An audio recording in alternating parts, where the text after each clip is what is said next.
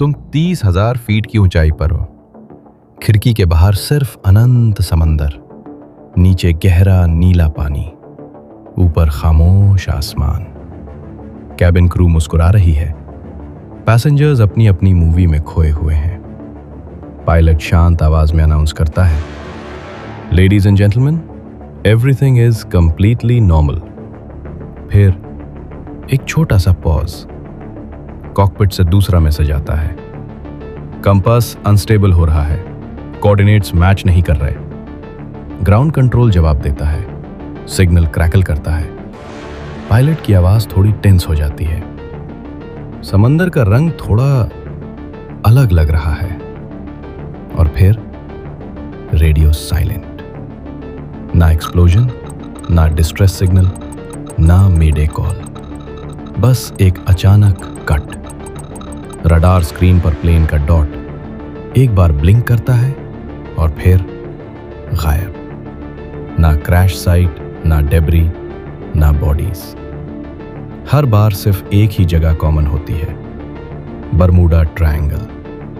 कुछ लोग कहते हैं ये सिर्फ कोइंसिडेंस है, कुछ कहते हैं ये धरती का सबसे खतरनाक नेचुरल जोन है, और कुछ कहते हैं यहां फिजिक्स के रूल्स ही बदल जाते हैं। 100 से ज्यादा सालों में दर्जनों जहाज, दर्जनों विमान, सैकड़ों लोग इतिहास से मिट चुके हैं। ऑफिशियल रिपोर्ट्स में लिखा होता है कॉज अननोन। पर क्या सच में अननोन, या सच इतना सिंपल है कि हमें एक्सेप्ट करना मुश्किल लगता है?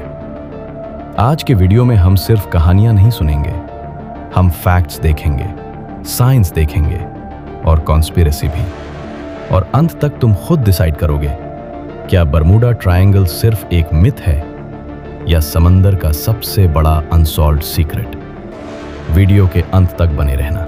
बरमूडा ट्रायंगल कोई ऑफिशियली मार्क्ड जगह नहीं है। ये अटलांटिक ओशन का एक त्रिकोणीय इलाका माना जाता है जो जोड़ता है Miami USA, Bermuda island, Puerto Rico. इन 3 पॉइंट्स के बीच का रीजन ही कहलाता है डेविल्स ट्रायंगल। लेकिन दिलचस्प बात यह है, ना ये किसी गवर्नमेंट मैप में ऑफिशियली डेंजर जोन लिखा है, ना ही यहाँ कोई वार्निंग बोर्ड लगा है। फिर भी 100 से ज्यादा सालों में यहाँ से गुजरने वाले दर्जनों जहाज और विमान बिना कोई निशान छोड़े गायब हो चुके हैं। और सबसे अजीब बात, हर इंसिडेंट के बाद रिपोर्ट्स में एक ही कॉमन लाइन मिलती है, कंडीशंस वर नॉर्मल। ना बड़ा तूफान, ना जंग, ना डिस्ट्रेस सिग्नल, बस एक अचानक खामोशी, जैसे समंदर ने उन्हें निगल लिया। कुछ पायलट्स ने आखिरी पल मैग्नेटिक फेलियर रिपोर्ट किया। कुछ सेलर्स ने कहा कंपास बिना वजह घूम रहा था, वक्त स्लो लग रहा था।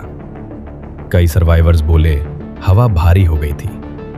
और कुछ मामलों में तो प्लेन्स की क्लॉक्स लैंडिंग के बाद भी लेट निकली, जैसे वो कुछ मिनट कहीं और ही अटक गए। ऑफिशियल फाइल्स में इन सबको सिर्फ एक शब्द में बंद कर दिया गया, अनएक्सप्लेनेबल। लेकिन सवाल आज भी वही है, अगर सब नॉर्मल था तो फिर सब गायब कैसे हो गया? और सबसे हैरानी की बात, कुछ सिग्नल्स आखिरी पल तक क्लियर थे, फिर एक ही सेकंड में स्टैटिक बन गए, जैसे किसी ने इनविजिबल स्विच ऑफ कर दिया हो। और समंदर वो हमेशा की तरह शांत था, जैसे उसने कुछ किया ही ना हो। केस 1, फ्लाइट 19 साल 1945। द्वितीय विश्व युद्ध खत्म हो चुका था। अमेरिकी नौसेना के 5 ट्रेनिंग विमान फ्लाइट 19 एक रूटीन मिशन पर निकले। ये विमान थे TBM एवेंजर टॉर्पीडो बॉम्बर्स। एक एक्सपीरियंस्ड इंस्ट्रक्टर स्क्वाड को लीड कर रहा था। मौसम साफ था, समंदर शांत था, सब कुछ बिल्कुल नॉर्मल चल रहा था। फिर अचानक स्क्वाड लीडर का मैसेज आता है, कंपास काम नहीं कर रहा, हम डायरेक्शन खो रहे हैं। ग्राउंड कंट्रोल कंफ्यूज्ड हो जाता है। एक साथ 5 विमानों का कंपास फेल। लीडर फिर बोलता है, समंदर नॉर्मल नीला नहीं लग रहा, सब कुछ स्ट्रेंज लग रहा है। यही लाइन सबसे ज्यादा डिस्टर्बिंग थी। समंदर का रंग कैसे बदल सकता है? पायलटों को लगा शायद वे फ्लोरिडा कीज के ऊपर हैं, लेकिन असल में वे अटलांटिक ओशन के बीच भटक चुके थे। धीरे धीरे फ्यूल कम होने लगा। रेडियो पर पैनिक बढ़ने लगा। आखिरी मैसेज था, जब पहला प्लेन फ्यूल लूज करेगा हम सब साथ में वाटर लैंडिंग करेंगे। और फिर रेडियो स्टैटिक। पांचों विमान रेडार से गायब। उन्हें ढूंढने जो रेस्क्यू प्लेन भेजा गया, एक PBM मैरिनर, वो भी डिसअपियर हो गया। उस रेस्क्यू प्लेन में 14 लोग थे, वो भी कभी नहीं मिले। ऑफिशियल रिपोर्ट में बस लिखा गया कॉज अननोन। कुछ हिस्टोरियंस कहते हैं इंस्ट्रक्टर कंफ्यूज्ड हो गया था, कुछ कहते हैं मौसम अचानक बदल गया, लेकिन जो रेडियो लॉग्स में रिकॉर्ड हुआ वो आज भी लोगों को बेचैन कर देता है। Case 2, USS Cyclops, 1918। साल 1918, प्रथम विश्व युद्ध का दौर। एक विशाल अमेरिकी नौसेना का कार्गो शिप USS साइक्लॉप्स, लंबाई 540 फीट और उस पर सवार थे 309 लोग। जहाज बारबेडोस से बाल्टीमोर की ओर जा रहा था। कार्गो में मैंगनीज ओर भरा हुआ था।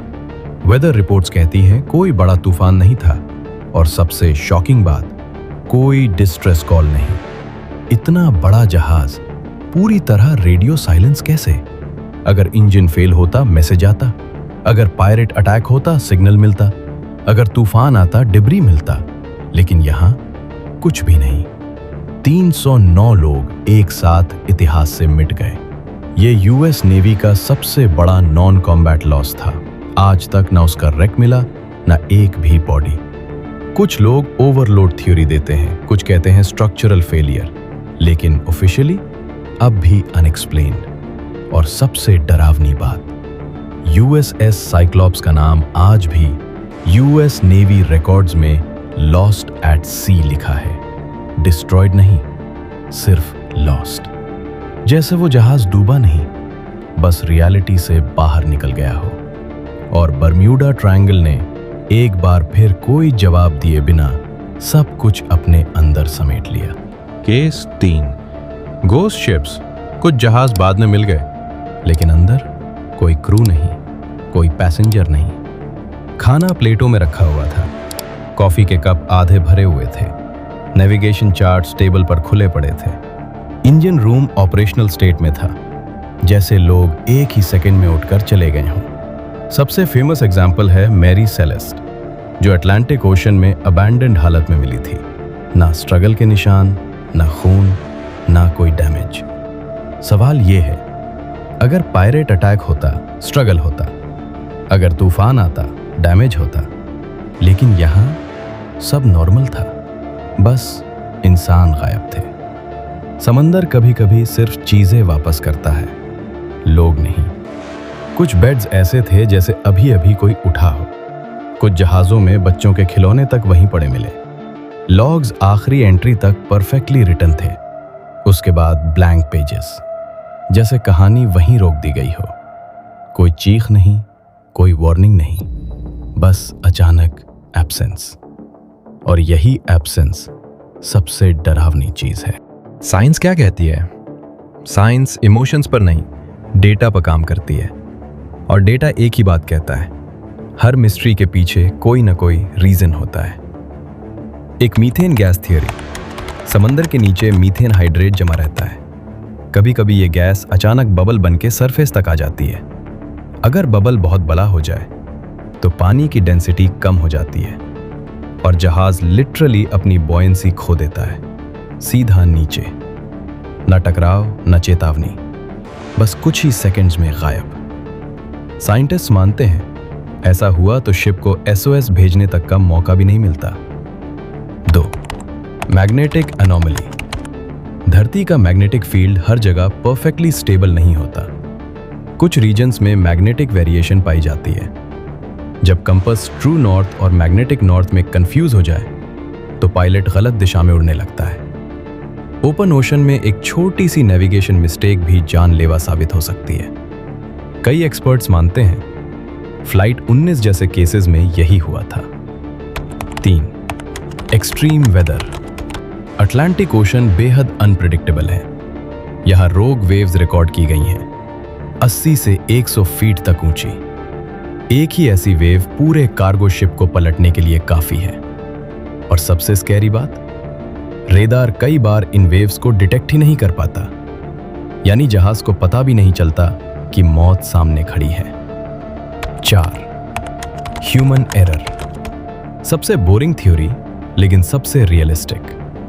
ये रीजन हेवी ट्रैफिक जोन है।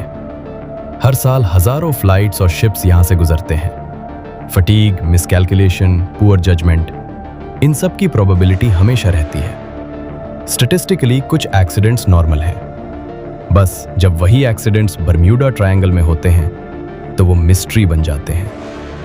लेकिन ट्विस्ट यहां है, साइंस हर थ्योरी देता है, लेकिन कोई भी थियरी हर केस को एक्सप्लेन नहीं कर पाती। कहीं रैक नहीं मिला, कहीं रेडियो लॉग्स अजीब थे, कहीं टाइम एनोमलीज रिपोर्ट हुई। यही वजह है कि साइंस जवाब देती है पर पूरा जवाब नहीं। तो सवाल ये नहीं है कि बर्मुडा ट्रायंगल सच में है या नहीं। सवाल ये है, क्या हम किसी भी अनजान चीज को समझने से पहले उससे डरने लगते हैं, या सच में कुछ जगहें ऐसी होती हैं जहां प्रकृति अपनी असली ताकत दिखा देती है। समंदर खामोश है, लेकिन उसकी कहानियां आज भी गूंजती रहती हैं। हर लहर के नीचे शायद कोई जवाब छुपा है, या शायद कुछ सवालों का जवाब कभी मिलना ही नहीं होता। अगर तुम्हें ऐसी असली रहस्यमयी कहानियां पसंद है तो चैनल को सब्सक्राइब करो, क्योंकि अगली वीडियो में हम खोलेंगे एक और सच जिसे इतिहास ने दबा कर रखा।